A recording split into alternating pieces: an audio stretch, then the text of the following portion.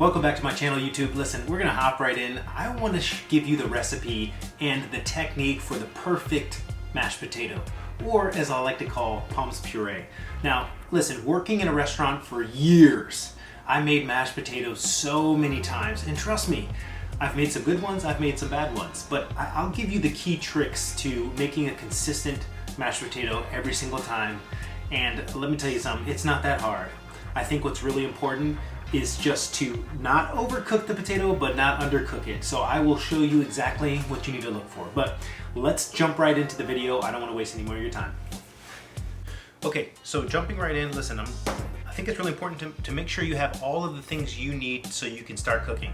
So a really important tool to have is going to be this ricer right here. Now this is from OXO, but you don't have to get a fancy one like this. Honestly, you can buy one off Amazon for $20 to $30. This one is more like $100. But I have to admit, it is very user-friendly. It has two clips that make it really easy. What I love about this is you can put it right on top of the pot. It has these little legs that come out. It's super easy to clean. And hey, this ain't no sponsored post either. I'm just saying, I really like this gadget. It's called a ricer, or a food mill. Next, what you're gonna wanna do is get salt, some butter, sour cream, and heavy cream, okay? These are the magic ingredients to make a really nice potato puree. So before I start, I think it's really important to make sure you have everything you absolutely need. And we're gonna start by peeling the potatoes. I'm saving the potato peels because I have a pig that loves to eat potato. So you don't have to do this, you can throw them away, but there's tons of things that you can actually do with the potato skins, but we're not gonna focus on that today. Today we are gonna focus on the absolute best mashed potatoes. Also, I highly recommend a peeler like this.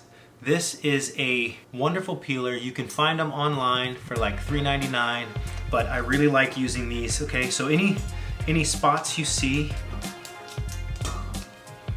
in the potato, this little corner is for that. All right.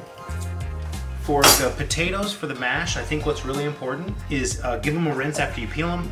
I'm okay with a little bit of brown specks. Sometimes we just have to go. I think what's really important is to cut them all into like sizes. So if you noticed, I grabbed potatoes that are pretty much the same in size, okay?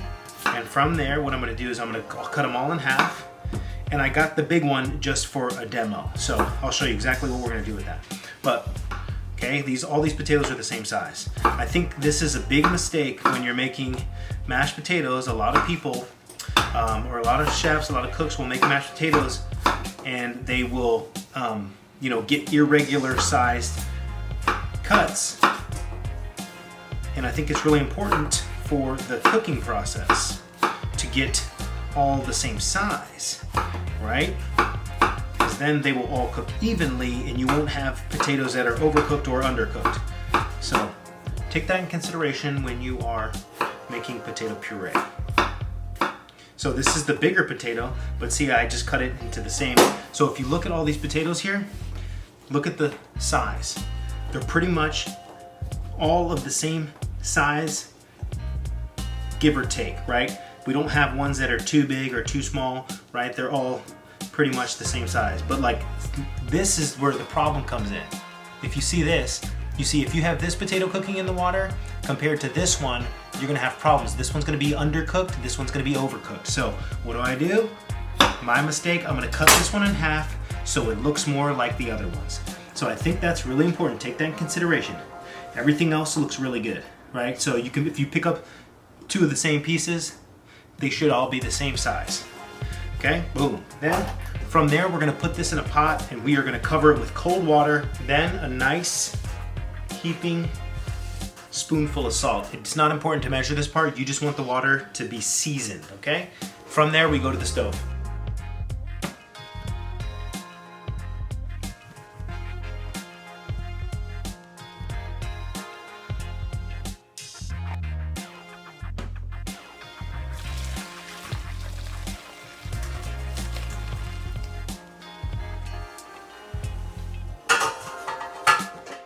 Okay, so basically this is the best to do in the pot, but I really wanted to give a close-up on how I actually tell if a potato is cooked properly for mashed potatoes.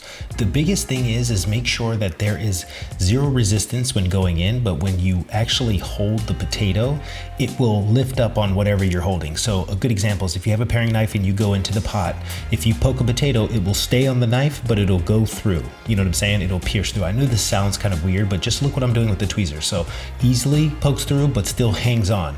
That's when you know it's cooked and not overcooked. If you press the knife in there and the potato just crumbles, then it's overcooked. And what's gonna happen is the potato puree is gonna be grainy and it's also gonna be watery.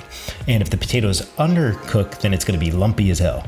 But listen, it takes trial and error, and I think the best way to do it is this way, right? That's how you know. You can even pick the potato up and put it in your mouth. You want it to be perfectly cooked, not undercooked, not overcooked. Hopefully this makes sense. If not, hit me up in the comments and I'll try to go in more detail.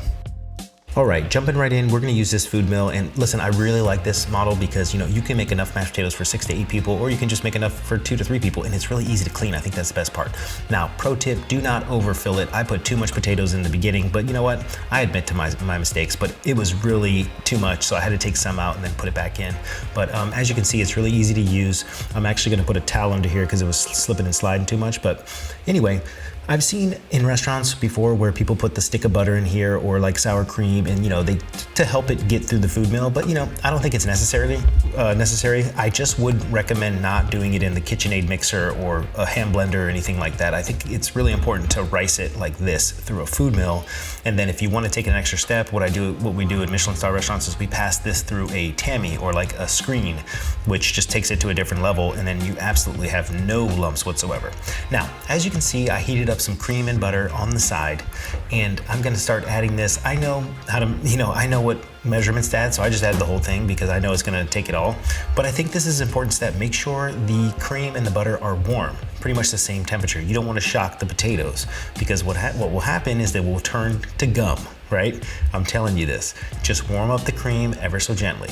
Right? There's been plenty of times where I've, been busy in the restaurant and I've just, added the cream straight from the fridge and regretted it immediately after. But anyway, also I like to add a touch of creme fraiche or sour cream. I have sour cream on hand, so that's what I'm using, but I highly suggest using creme fraiche, but try to skim the creme fraiche off the top and not too much liquid. But I think it adds a wonderful flavor and texture to the mashed potatoes, especially that nice little sour note. It goes perfect with, sour cream and potato were like meant to be together. But anyway, enjoy the rest of the video. Make sure you smash that like button, hit that subscribe. I'm telling you right now, share this with somebody that needs to see it, because I know y'all be sleeping on just regular old mashed potatoes, but this is how you do it. I'm telling you, trust me, it's worth it to do it this way. Anyway, we're gonna get right into plating up. Let's go.